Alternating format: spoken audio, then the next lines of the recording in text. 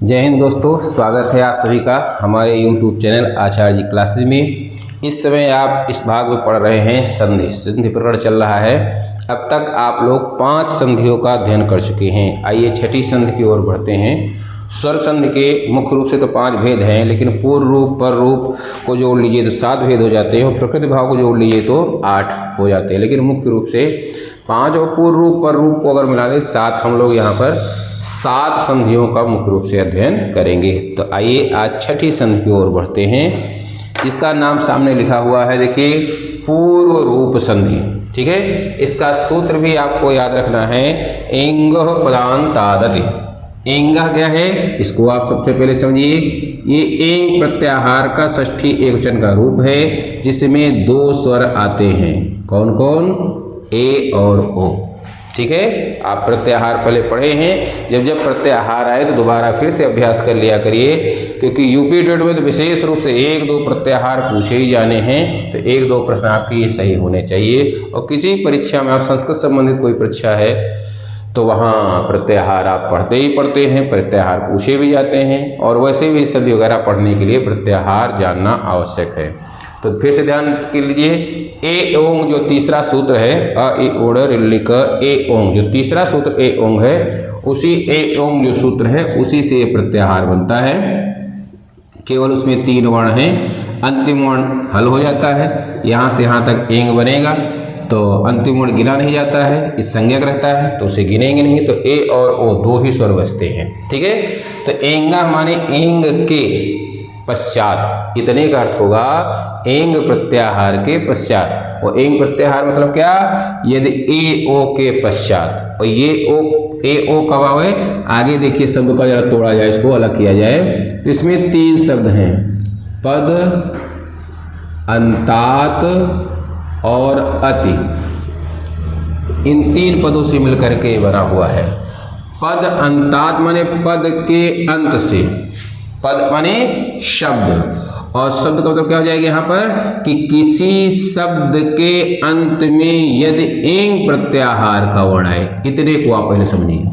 कोई शब्द है, कोई पद है, उस पद के अंतात माने अंत में, उसके बाद, यह तो बाद हो जाएगा, लेकिन पदांत एंग के बाद कोई शब्द आपने लिखा है, उस शब्द के अंत में ए आए या ओ आए। जैसे हरे लिखा है, जैसे विष्णु लिखा है, सबसे प्रचलित, सबसे ज़्यादा प्रसिद्ध जो उदाहरण है वो दिए जाते हैं। ये शब्द है, पद है, और पद के अंत में ए आया है या पद के अंत में ओ आए। बहुत आसान सी ये संधि है, एक बार में लगभग सबके समझ में आ जाती है। केवल यह ध्यान रखना है कि किसी शब्द के अंत में ए या ओ आए, तब ये नियम लागू होगा, तब ये नियम लागू होगा। और क्या हुआ कि पद के अंत में ए या ओ आए और उसके ठीक बाद अति, अति माने ह्रस्व अ, ये छोटा आ आए। कोई ऐसा पद हो जिसका पहला अक्षर ह्रस्व आ हो, तब क्या होगा? उस दशा में ये जो ह्रस्व आ है ये पूर्व रूप हो जाएगा। ये नियम है। पूर्व रूप मतलब ये छोटा आ ए के बाद आया है तो ए भी मिल जाएगा। ठीक, और ओ के बाद अगर यही छोटा आ आता है, एंग एंग प्रत्याहार में ए ओ दोनों स्वर हैं। ए आए किसी शब्द के अंत में, पद के अंत में, या ओ आए किसी पद के अंत में, अगर इनके ठीक बाद आ आया है, 2 शर्त है, यहाँ पर ध्यान रखिएगा। किसी शब्द के अंत में, पद के अंत में ए ओ हो, और दूसरे शब्द का प्रारंभ, इसके ठीक बाद क्या हो? दूसरे शब्द हो, दूसरा शब्द हो, और दूसरे शब्द का पहला अक्षर ह्रस्व आ हो, तब ये नियम लागू होगा। और नियम क्या लागू होगा कि ऐसी दशा में जो अ है वो आ इधर आकर के ए में मिल जाएगा। ठीक है, ओ है, ओ के बाद ह्रस्व आ आया है तो ह्रस्व आ ओ में आकर मिल जाएगा। तो इसका सरल सा नियम अगर आप लिखें तो इसे ऐसे लिखेंगे आप कि यदि पदांत, पदांत माने पद के अंत में, पदांत एंग, एंग आप जानते हैं ए और ओ, यदि पदांत एंग के पश्चात क्या हो? ह्रस्व आ हो, ह्रस्व आ हो, तो ह्रस्व आ को पूर्ण रूप हो जाता है। ये इसका नियम है, पूर्ण रूप हो जाता है।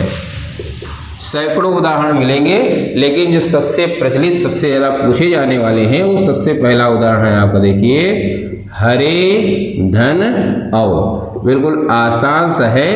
ए के बाद आ आया है ना, तो आप चाहे इसको हलचिन्ह लगा के ए निकालो, चाहे सीधे समझो कि ए के बाद आ आया है तो ए आके र में, ए में मिल जाएगा। तो ये पूर्ण रूप हो गया। और अपनी स्थिति दिखलाने के लिए ये अवग्रह आ के रूप में विद्यमान भी रहता है। इस चीज को आप विशेष रूप से जानेंगे, ठीक है। ये जो आ है ये पूर्व में मिल जाएगा, ए में मिल गया, लेकिन इस अ की जगह पे इस ये छोटा सा यस आकार का, जिसे हसिया आकार कहते हैं, ऊपर छोटा और नीचे बड़ा, ऐसे ऊपर का ये गोला छोटा रहेगा, नीचे आके थोड़ा सा बड़ा हो जाएगा, ये अवग्रह आ कहलाता है। तो इस रूप में विद्यमान रहता है, ये ध्यान रखेंगे। बहुत आसान सा ये रहता है कि जिसे ये पद पूछा गया, आपसे विच्छेद पूछे, किसका विच्छेद क्या होगा, जहां पर आपको ये दिखाई पड़े, कुछ करना ही नहीं, कोई हजारवां शब्द उठा के दे दे जो आपने जीवन में कभी नहीं देखा है, और इस तरह के शब्द आवे तो बहुत ही आसान रहता है अलग करना।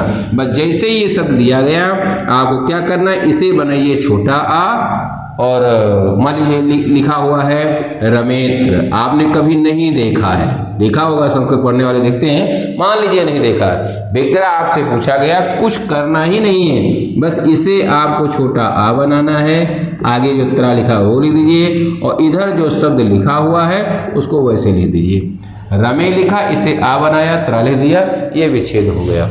सबसे आसान संधियों में ये है, तो नियम ये है, और ऐसे करके ये शब्द बनेंगे।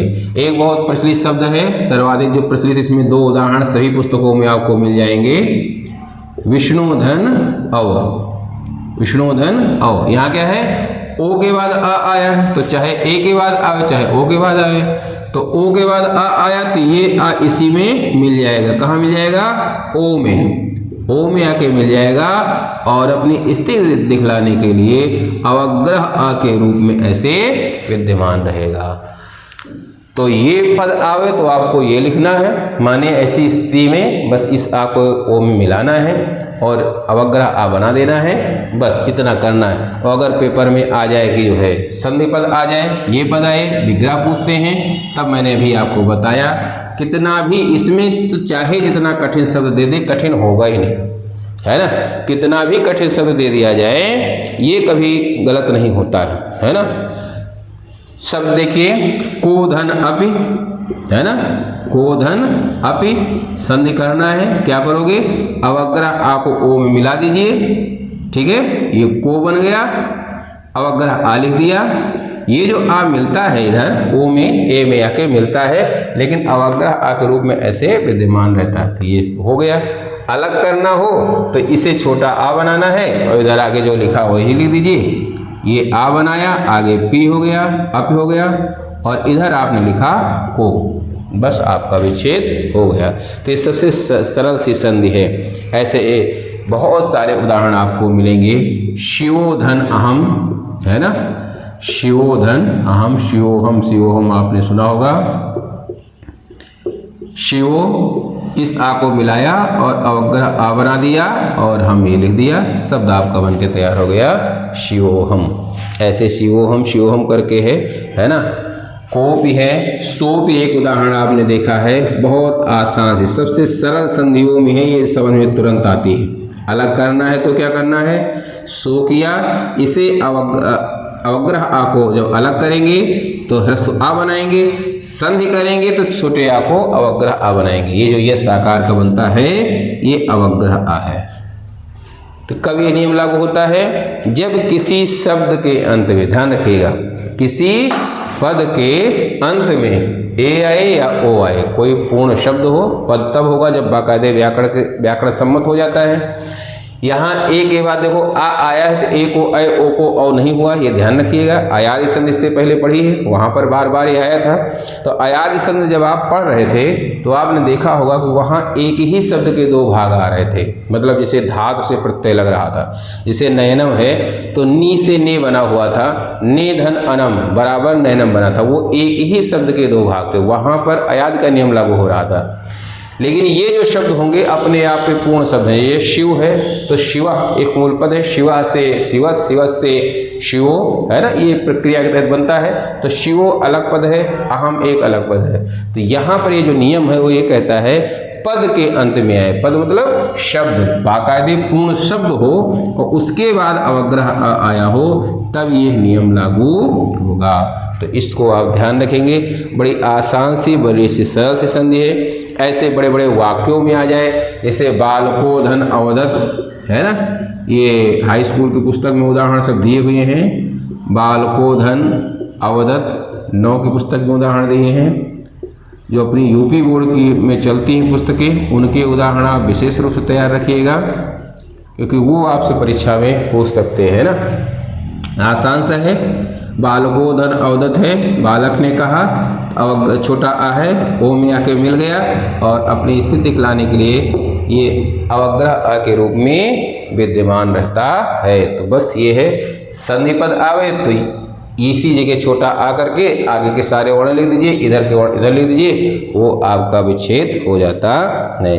तो ऐसे बहुत सारे उदाहरण हैं जो आपको प्राप्त होंगे। बालको अवदत है ना, बालको अपि है, सोपि है, शायद अभी बताया है, साधन अपि, सो धन अपि है, ये भी बनेगा। सो धन अवदत, ये भी बनेगा, उसने कहा, ऐसे करके।